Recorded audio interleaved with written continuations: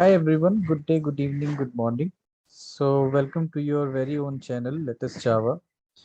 And basically we have just kickstarted this channel actually, and the main ambition behind creating this channel, to uh, discuss the very basic of the Java programming language, and gradually we would move to the advanced concept of the programming language. Like we would be discussing the advanced Java, J2E, Spring framework, and we would also gonna be seeing the practical implementation of each and every concept that we are gonna discuss in our in this our journey, of learning the programming language.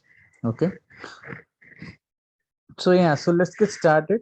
So actually, I have not put in an agenda of this particular session as such. So basically, this is the very first session. So I'm just going to discuss the introduction of the Java programming language. And course wise also, I have not put in an agenda. So we would be keep building our agenda and index as the sessions goes by, as the learning goes by. And at the end of our learning, we would be having the comprise output of this particular series of videos, which are going to be on Java programming language. Okay. So yeah, so for today's session, let's get started. What am I gonna discuss today is like we would start with the very introduction of the language, and followed by we would be having the history of the language, and what is the Java history from where it came into the existence. Followed by we would be discussing the Java versus others, right? The C++ language, right? So we are gonna see at least 10 more than 10 differences, like what makes Java different, stand apart from other programming languages. Then followed by we have the Java features. We are going to discuss what are the key features of the language we have in place. And then we are going to discuss about the Java programming formats. So what's the program looks like actually, right? For example, in the C programming language, if I ask you like what's the format is, so you might be ending up describing like at the very first we would start with the preprocessor directive hash include, and then we would include the header files, and then the main section of the programs comes into the picture, and followed by the functions you write and the calling and so on. Okay. So similarly, we are gonna see how the Java programming formats is actually, and we are also gonna discuss about the naming convention here. So the naming convention, how these naming convention would be working, right? So these all things we are gonna discuss in our introductory part of the Java programming language. But it's not mandatory like these all topics will be covered in the one particular session. So as time permit, I'm gonna discuss all this topics if possible. If not, then we would move to next session and we would be covering all these topics. But I would make sure like I'm discussing each and every topic with you guys. All right.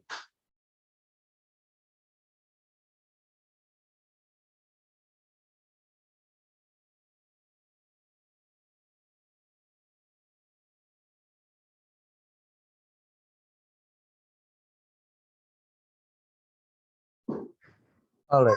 So let's get started. So introduction part, right? So you might have seen in the market, right?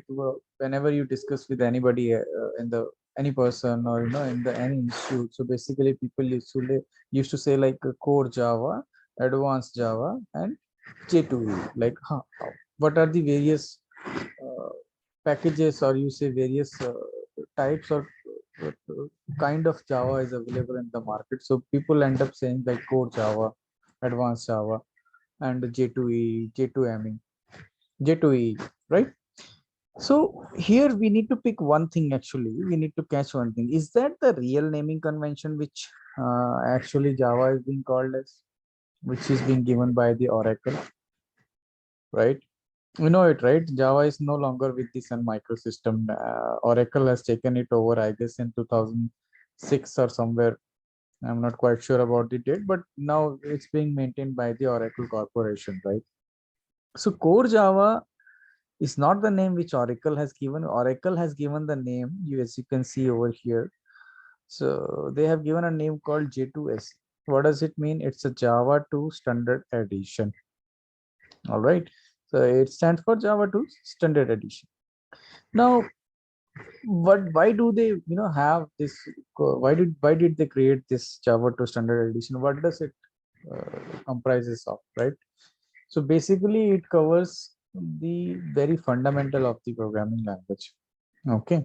So when I say fundamental, the very basic of the programming language, this very addition consists of. Okay. So those fundamentals are like, you know it, right? If C plus is how it works. So we basically discuss about variable, how to declare them, how to define them, followed by your data type, looping structure, conditional statements, arrays, strings, exceptional handling, and oops concept implementation. All those things we are gonna see, or is being catered in this very version of the Java language. So you understand the plight of this edition, okay, Java edition, J2SE. It's a very important version actually, because if you understand this is the very foundation. I would say it's a foundation of Java. So if you are good at core Java, J2E would be a piece of cake for you. Not piece of cake. I mean, you would be very much comfortable with, learning the J2E. All right. So yeah, next let's move ahead. So why do we need J2SE? What's the need of it? So let's understand this J2SE part. Actually, J2SE basically used to develop the standalone application. Okay. So you know it, right? I mean, for those who are not aware, like we have two kind of application. Mainly we talk about like standalone application and client server based applications. Client server based architecture we are going to discuss later, but let's speak about the standalone application. So what do we mean by standalone application? What is standalone application? So the application which does not use the client server architecture, we call them a standalone application. Or you can say application means what do you understand by application? It's a software only, right? And software is what? It's a collection of programs. So when you say your program or your logic runs or execute in one machine, we call them as the standalone application. Or you can say when your logic is not distributed over a network, right? Distributed systems you are aware of, right? I mean, when you have your logic distributed in multiple systems, and all systems work together to deliver an output to the end user, that's what we call the client server architecture. But the vice versa of it, we call it as the standalone application. For example, you would see MS Word, right? MS Word and your calculator or any basic utility you find in your Windows application, window operating system, or in your you know Apple operating system, iOS operating system. I mean, iOS is a mobile side of it, but Apple, right? So yeah, so this is what the standard application means actually. Now moving ahead, as I discussed, like we have advanced Java also. So do we actually have any such uh, type of Java declared by Oracle? No. Advanced Java is basically we pick some of the topic from the J2SE, for example, your JDBC, and we pick some of the topic from the J2E, for example, servlets, Java Beans, etc. And when we discuss all those topics in detail in a very thorough manner, we call them as the advanced Java concept. That's it. But Oracle has not defined it like advanced Java, something a different package they have delivered. The package which package that or the additions which Java has declared only three: J2EE, J2SE, which we have already discussed, J2E, which we are going to discuss, and the third one is J2ME. Okay, so yeah, this is what we have for advanced Java. Moving to J2EE, you can see J2, you can say J2E itself is an advanced Java, right? J2E means Java to Enterprise Edition. Okay, so let's try to understand why do we need J2E, right? So J2E basically we use to develop the enterprise application or client server based application. All right. So client server based application means what? When your programming logic or your logic is distributed in multiple systems and all those systems works together, as I said previously, to deliver an output to the end user, we call it as a client server architecture. Or if you want to understand a little more detail, so here is the details. Okay, so we have server here, okay, and we have number of clients. So this number of clients are nothing but the machines or node, right? So clients basically sends a request to the server and it says to the server, hey, I need this particular task to be done. So what does server do? Server basically execute the program on the server side, and it sends back the back response to the client saying that, hey, I have processed it, this is the output. So this is what we call the client server architecture in the very crisp manner. We would discuss all these things in detail when we move to J2EE. But as of now, from your learning perspective, just understand there is one server which serves the request, which executes the programming logic at server and on client's request. So client basically sends a request and server basically read that request, execute the program and server side. We call it a servlet. Leave about servlet. Leave out servlet here. Just understand. Executes the program at server side, generate the response, and send back response to the client. All right. So this is what we call the client server architecture as of now for our understanding. So okay, so let's move to the another addition of Java that we have is J2ME. J2ME stands for Java to micro edition. Okay, micro edition means it's basically used to develop the mobile applications. Okay, but it's not that famous in market because already we have a very good market competitors present like Android and iOS, which provide a very good infrastructure actually to develop the mobile application. So J2ME did not catch market that rapidly. So we are not going to discuss anyway. We are not going to discuss this mobile development in this particular series. So I'm gonna, I'm not gonna put too much of concentration on this. But just for your knowledge sake, or just at high level, it's just used, being used to develop the mobile application.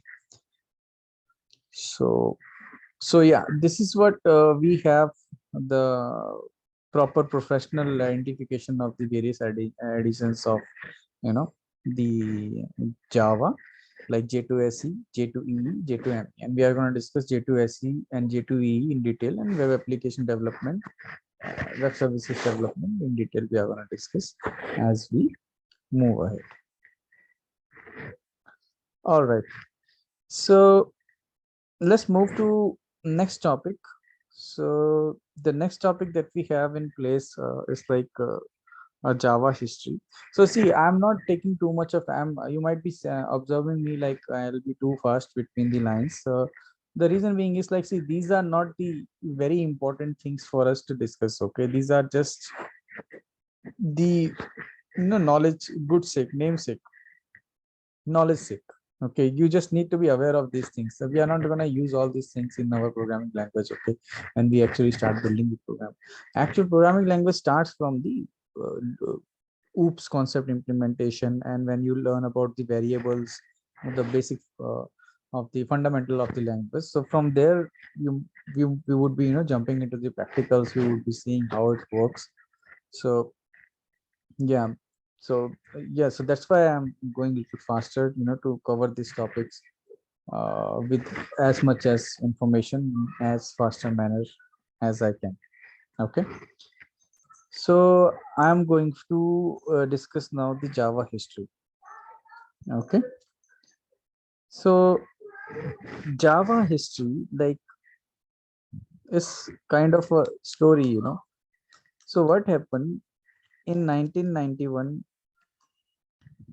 January? Okay, Sun Microsystem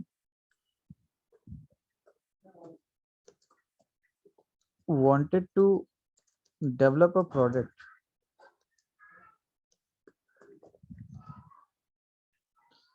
and that product was a remote controller. Okay.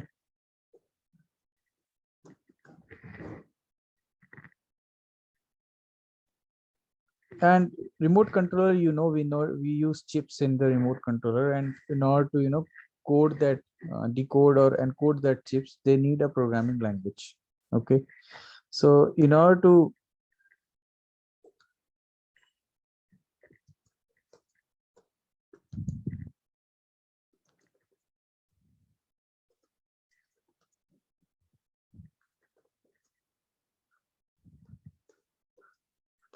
the program in the remote, they needed a programming language.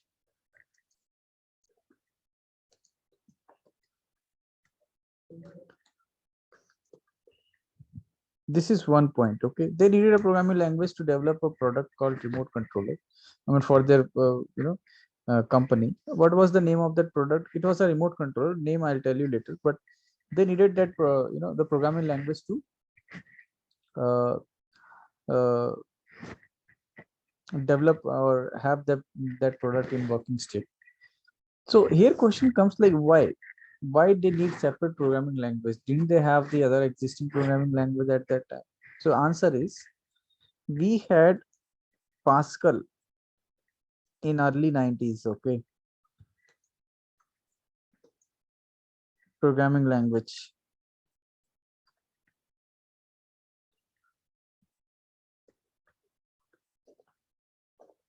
which was providing solutions in POP. POP means procedure oriented programming language. You all, procedural oriented programming language.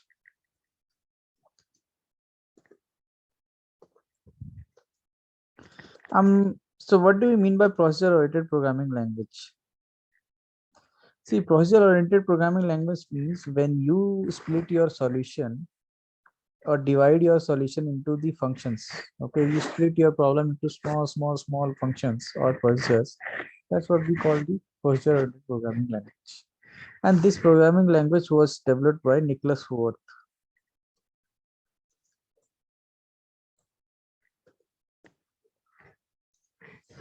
Okay, Nicholas Worth, who has invented this programming language, and he went to Sun Microsystem and he proposed them the solution which was in POP. So he proposed the solution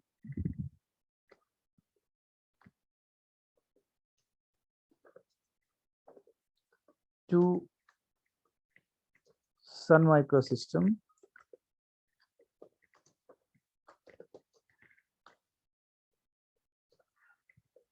which was in POP. Okay, but problem here is Sun Microsystem, I would say SMS, or let it keep, don't say SMS. Sun Microsystem wanted that solution in the OOPS way. Okay,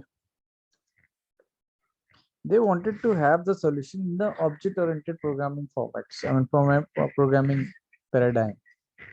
Okay, they wanted a solution in this way, but he was providing a solution in the procedure oriented programming language. So they rejected. So that's the reason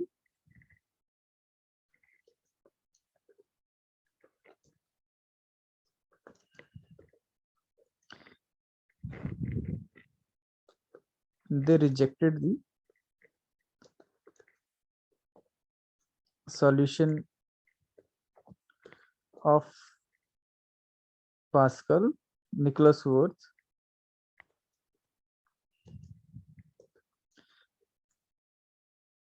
and decided to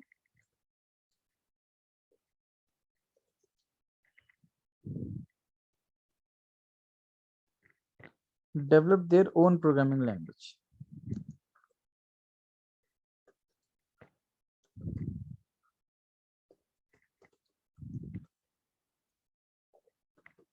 Getting it? So what happened? As you have observed here, like So 1991 it has all started. So in early 90s we have Pascal. Nicholas was provided solution, and the solution was rejected. They wanted, because Sun Microsystem wanted solution in OOPS programming language. So now they started. So in order to create, develop programming language, they started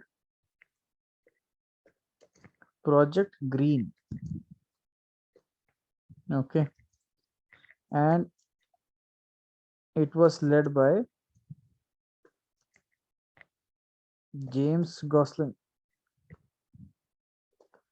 and Patrick Norton.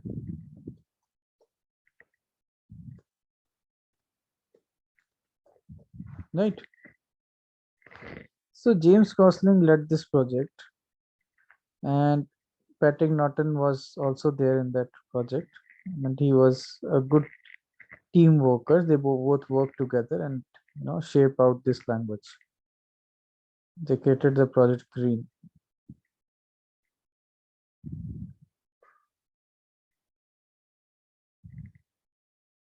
Getting it? I'll be providing these notes, under this the video. I mean, this under the YouTube channel, YouTube video itself. So don't worry about these notes. Or if you need it, then you can comment it in the video below and let me know. I'll provide these notes to you. But for your knowledge sake, I'm just writing it down in front of you, and you can observe it, right?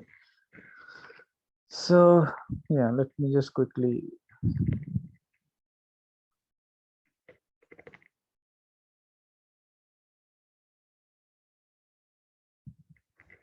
shape it out. Okay. So now the question arises, they wanted to develop a programming language. What feature they wanted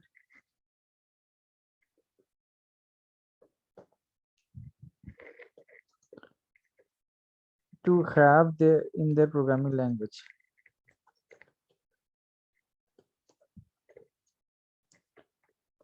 So initially there should be some synopsis, right? So there has to be some sketch, like we have started a project, but there should be some rough sketch, right? Like what is the idea is all about, what the layout of the language we are going to develop, why we are developing this language, and why how we are going to achieve, what basically they wanted to chalk out the objectives, right? What kind of language we needed. So that to answer, to answer to that, they wanted to have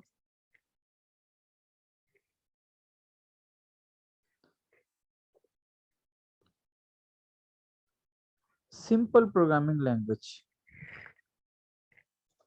Simple. Okay. They wanted to have simple programming language. We will discuss this in detail. Next, they wanted to have tight coded programming language.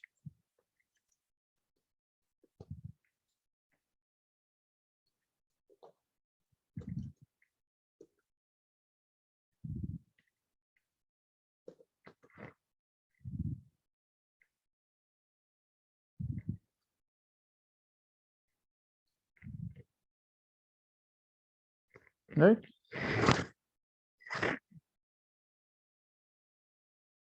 They wanted to have architectural neutral programming language.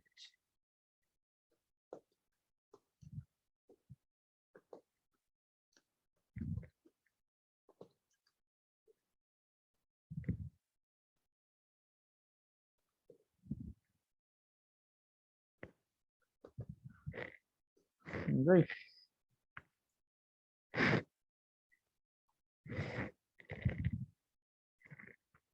So these were the high level objective or the features they wanted to have in their programming language, which they were attempting to develop. All right. So what do we mean by simple programming language? So simple programming language means it should be understandable by each and every person very easily. Okay. I mean, it should not be very complex for other person to understand. Right. So we would discuss in this thing as time goes ahead and sessions goes ahead. I'll discuss this. So, but simple means you understand, right? Very sober programming language they wanted to create. What does this mean? They wanted to create programming language which would take less execution time. Okay. Why? Why they want to have less programming language which would take less execution time? Because less execution time means what? Better performance, isn't it? Right? Better performance means what? More customers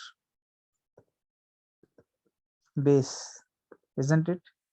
More customer base means more profit, right? That's why they needed to have a programming language which would take less execution time, right? Second thing, they wanted to have programming language which would take less memory.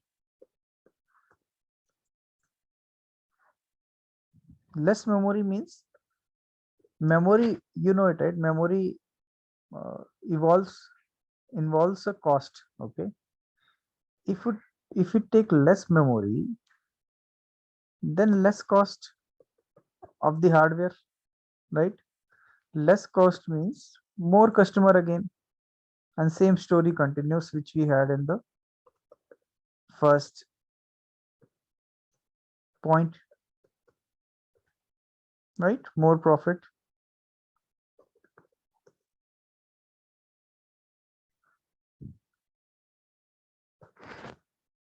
right? Secondly, they want to have a language which will take less power consumption. Means they wanted to have a programming language which would have less hardware interaction.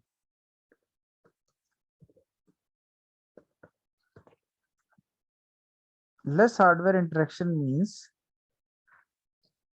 it will take less battery usage. It will have less battery usage, right? Less battery usage means low maintenance cost,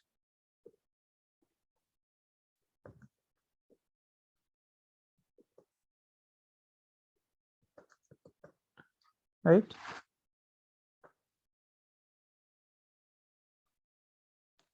So this is what they wanted to have actually, you know, as a part of simple programming language, right? Let's move to next uh, feature that we have, tight coded programming language. Tight coded programming language means in C++, you might have seen when we have to, if we have to write a program on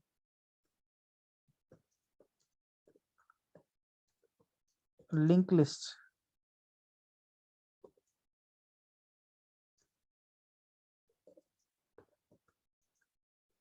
or array or stack, it would at least take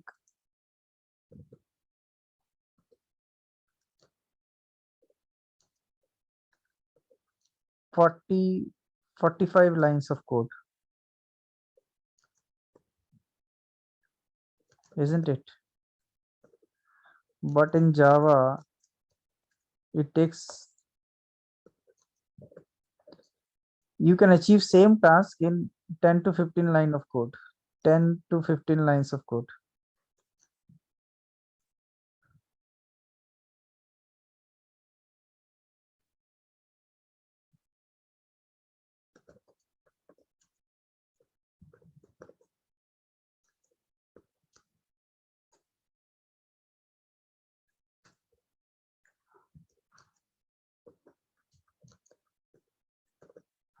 Getting it?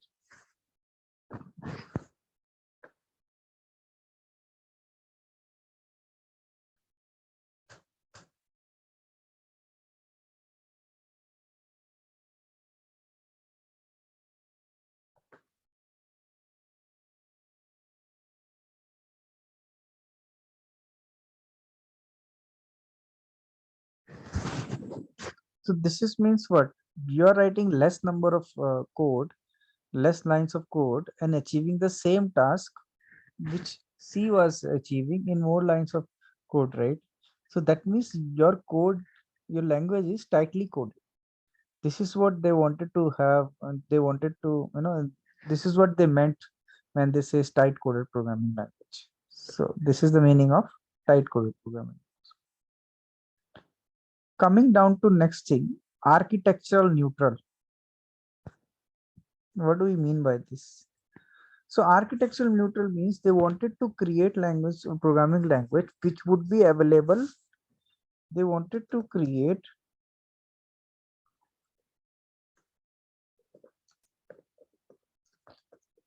programming language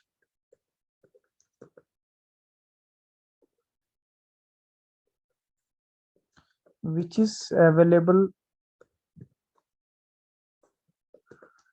for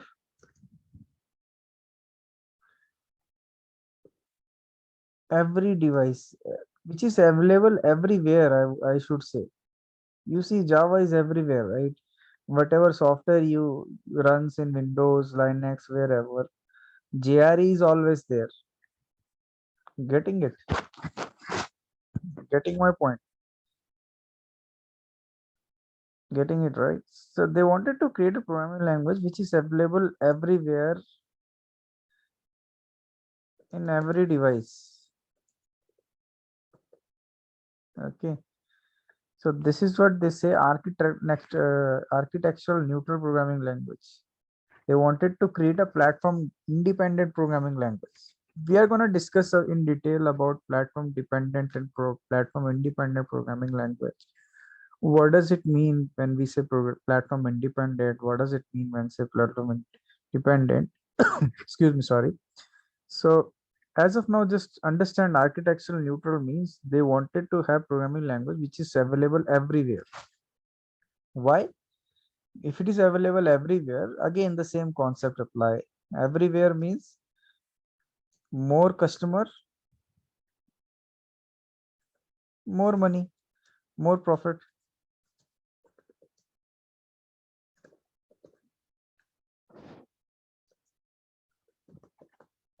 Right? So yeah, these are the main, basic features they wanted. This is the only rough sketch right now they had in their mind. Like we should aim for this feature to incorporate in the programming language that we are going to develop. All right. So let's take a break over here. We will discuss what happened next and how they, created this programming language, and finally what happened to that product, and what happened initially when Java came into the market. All those things we'll discuss in the next video, next tutorial. Till then, bye bye, and thank you for listening. Have a great day ahead. Bye.